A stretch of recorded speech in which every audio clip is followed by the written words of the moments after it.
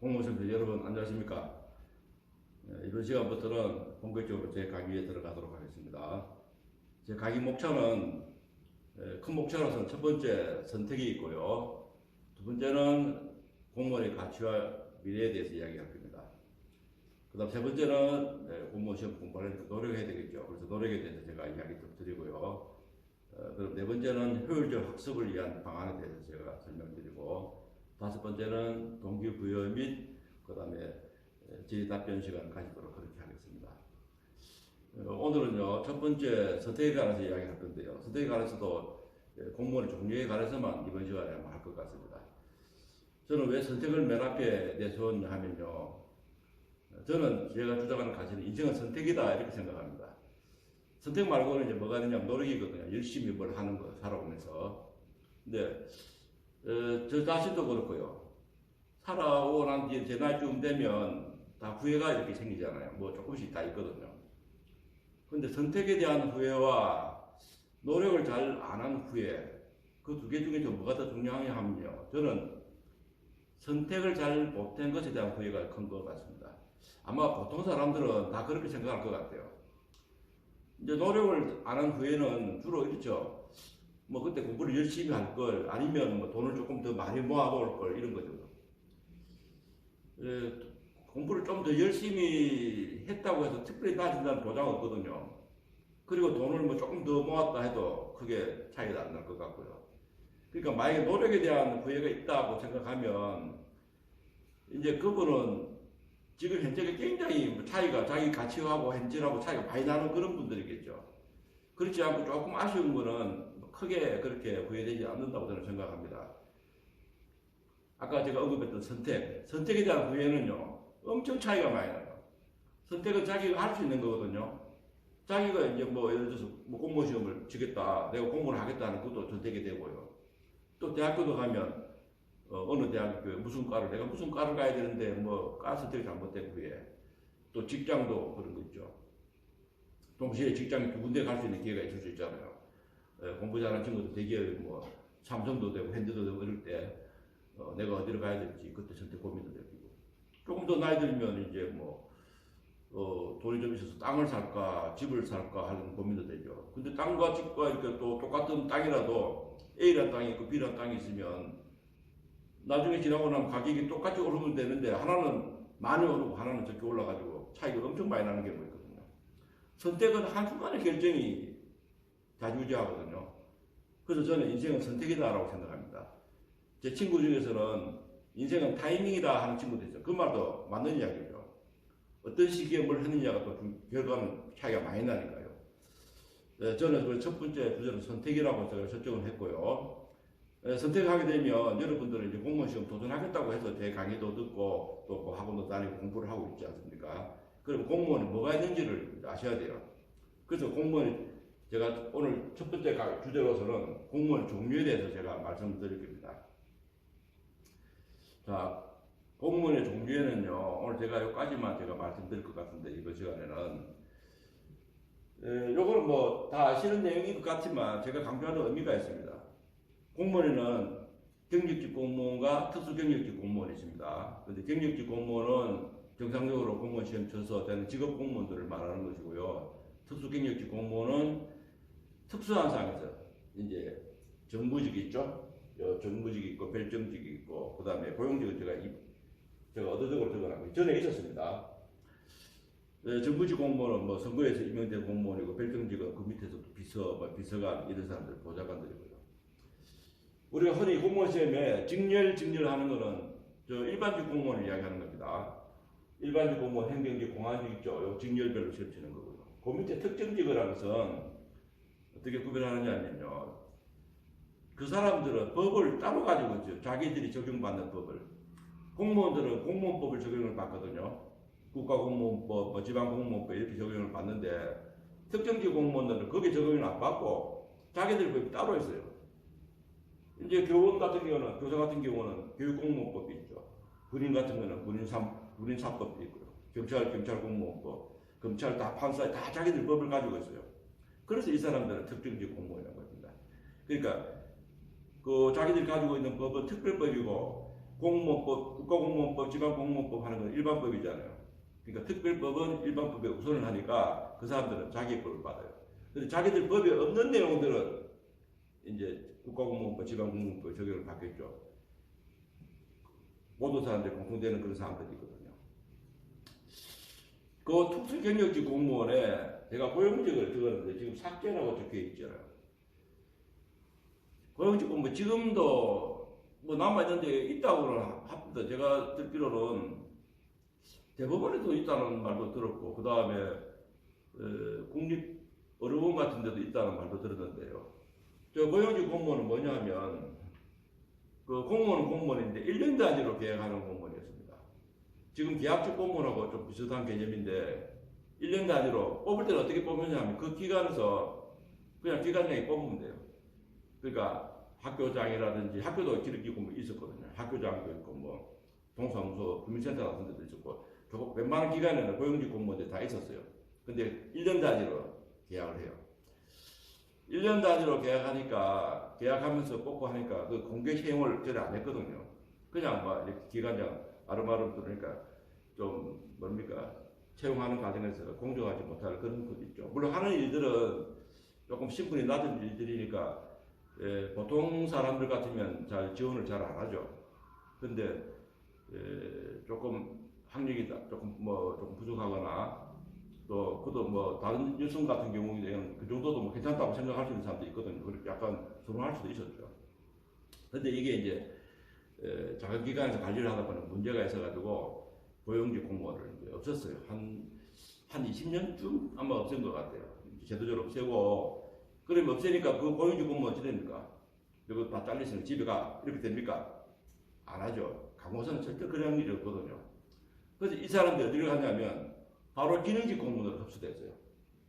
고용직 공무원이 없어지니까, 요 고용직 없으니까 요 기능직으로 다 흡수됐어요.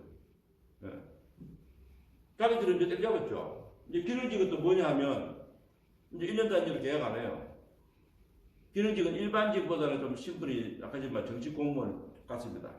단지 차이가 이제 직책을 못 맡아요. 계장, 가장 이게 안 돼요. 다 똑같은데 신분만 계급이 낮아요. 그러니까 기능직 뭐 7급도 일반직 9급보다 책상 서열 밑에 있어요. 그러니까 공무원 명부 작성하면 9급 작성 다 하고 기능직 이제 이렇게 내려가요. 그러니까 좀 안 좋죠. 근데 이 사람들은 채용할 때 어떻게 채용했냐면요. 아주 과거에는 이 사람들 그냥 특채를 했어요. 그냥 기관장이, 그러니까 지방자치단체장이 임용권자가 있는 사람들이 그냥 특채 형식으로 이렇게 뽑았어요. 막 시험 치고 이렇게 하고. 그러다가 그게 조금씩 문제되면서 그것도 이제 공개경쟁으로 시험 쳤죠. 시험 칠 때는 어떻게 쳤냐면, 일반직 공무원은 5과목이죠. 그냥 아주 옛날 때도 5과목이면 저 때도 5과목 쳤고요. 기능직 공무원도 3과목만 쳤어요. 국어, 한국사하고 자기들 전공 관계 되는 거. 그러니까 기술직도 있고 행정직도 있고 다 기능직이 있었습니다. 그러면 그 사람들 커트라인이 어땠냐면 그 당시에 제가 알고 있는 기억으로는 3과목을 치고도 일반직 커트라인보다 한 10점 좀 낮았어요. 영치웠죠. 저는 그 기능직 공무원 그걸 놔뒀어야 된다라고 생각하는데 그게 왜 없어졌냐면요. 이 기능직 공무원들이 이제 공무원을 쭉 하면서 나중에 뭐 인권위원회 생기고 세상이 좀 변하니까 인권위원회에다가 차별이라고 기능직 공무원 없애달라고 제소를 했어요. 그러니까 우리 인권위에서 그 심리를 해서 그 차별이라고 기능직 공무원들 일반직하고 똑같이 대우해주라고 그렇게 결정이 났어요. 권고사고가 났어요. 그래가지고 정부에서 기능직 공무원들을 일반직으로 흡수를 했어요. 흡수되는 과정에서는 그냥 바로는 안 되고, 왜냐하면 시험이 달랐으니까 임용 방식이 다르면 안 되거든요. 그래서 그 사람들은 자기들끼리 일제에 통과를 해서 시험을 쳤어요. 근데 그 시험이 그렇게 힘들지 않았어요. 퇴근하고, 그 현직 공무원이 퇴근하고 해야 되잖아요. 퇴근하고 뭐 한 서너 시간씩 한 몇 달 정도만 공부하면 합격될 수 있는 그 정도였어요. 그러니까 예를 들어 100명 치면 한 70명 뭐 통과시켜주든 합격시켜주는 것도 그런 식이었어요. 그럼 그 사람들 다 일반적으로 다 바뀐 거예요. 이 바뀐 게 이제 뭐 한 15년쯤 아마 그때쯤 시작됐을 겁니다. 아니 그 중에서 아까 제가 고용직 공무원들이 없어지니까 기능직 되는데 이것도 기능직도 없어지니까 또 일반직으로 바뀌었어요. 여러분 어떻게 생각합니까? 지금 공무원 들어가면 얼마나 힘들어요? 이 공정합니까? 안 공정하죠. 세상 잘 만나가지고 잘 풀리잖아요. 물론 뭐 그분들은 제 이야기 들으면 뭐 수긍하겠죠. 그쪽으로는. 근데 자기들은 뭐냐면 우리가 선택 잘했잖아. 제가 선택 강의를 하잖아요. 그 당시에 고용직이나 기능직으로 잘 들어왔죠. 잘 들어와서 이제 시험만 치고도 그 사람들이 만약에 일반적으로 처음 시험 치라면 안 될 사람들이 많이 있었겠죠. 물론 될 사람도 있었겠지만 많이 있었겠죠. 그런데 세상 바뀌어가지고 일반직 공무원 다 합수됐잖아요. 제가 이 공무원 종류를 말씀드리는 이유는 그 포인트가 있습니다.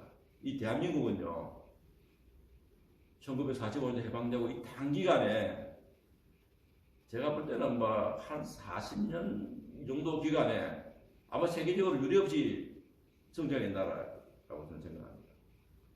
단기간에 이렇게 후진국에서 약간 선진국화 되다 보니까 사회는 변했는데 이 법 제도가 못 따라주는 거예요.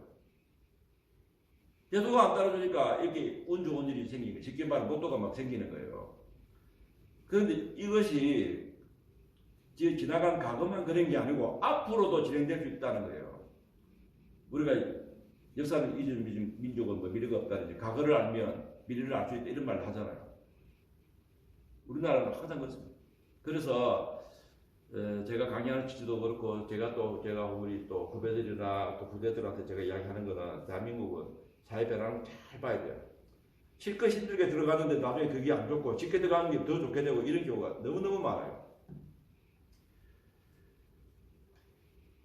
젊은 사람들은 이게 참 예측하기 힘들죠. 사실은 당사자가 되면 예측하기 힘든데 제가 첫 번째 강의할 때 공무원 수험생 자녀를 두신 부모님 안녕하십니까? 라고 인사했잖아요. 이 강의를 들은 부모님께서는 자녀들을 지도할 때 제 이야기도 들으시고 맞는 것 같다 하면 알아도 그걸 활용을 못하는 경우가 있거든요.